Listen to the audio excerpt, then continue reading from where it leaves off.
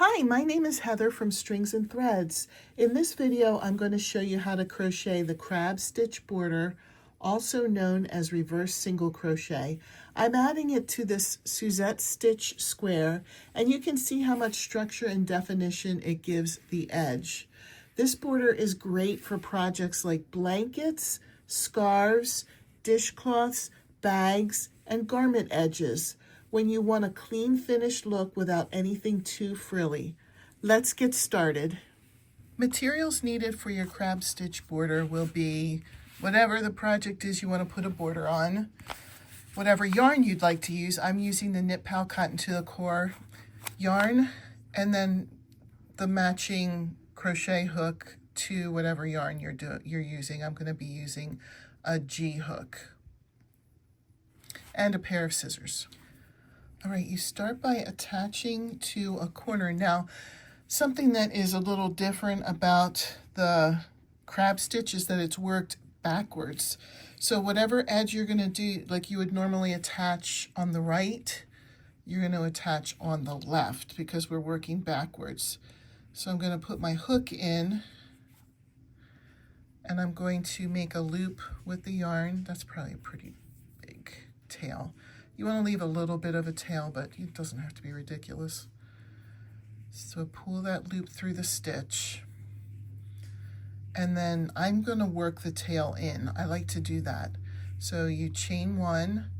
Now normally you would do a single crochet like this. We're going to do a single crochet in the stitch behind where we are. You do your single crochet exactly the same way that you normally do. I'm going to pull that a little tighter, I'm sorry. There we go. Go into the stitch behind. I'm catching the tail. Pull up a loop. You have 2 loops on your hook, yarn over, and go through both. Now you're going to do that again. Go to the right instead of to the left. Pull up a loop, yarn over, pull through both loops. Let's do this for a couple more stitches. It feels weird. It's supposed to feel weird. I'm going to move this even closer in case you wanted a closer look. I'm going to go into the next stitch to the right. I'm still catching my tail, so it's right there. Yarn over, pull up a loop, yarn over, and go through both loops.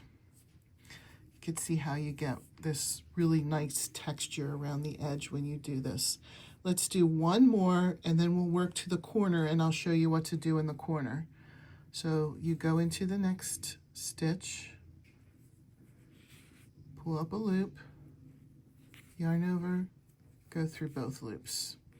All right, continue on until you get to the corner, and then I'll show you what to do in the corner. Okay, you can see how gorgeous this texture is when you're doing it. I have one stitch now in the corner.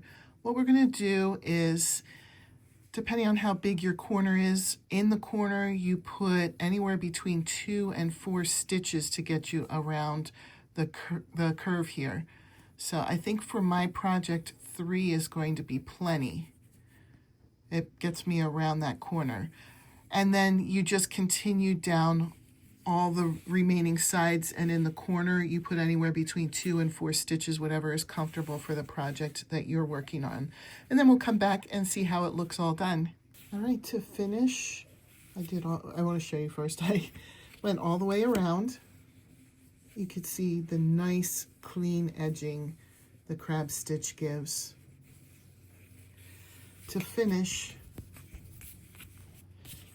we're going to cut and leave a little bit of a tail. It doesn't have to be ginormous, probably about that much.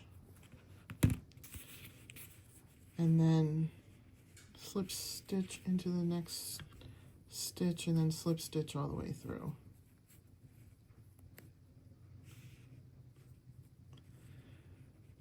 See, awkward stitch. Doesn't want to do it. There we go. Just pull it all the way through. Okay, and then you just take your tapestry needle and weave in the ends, or weave in the ends whatever way you like to do them. I just thread the needle and weave the tail in and out on the back. I hope you enjoyed this tutorial.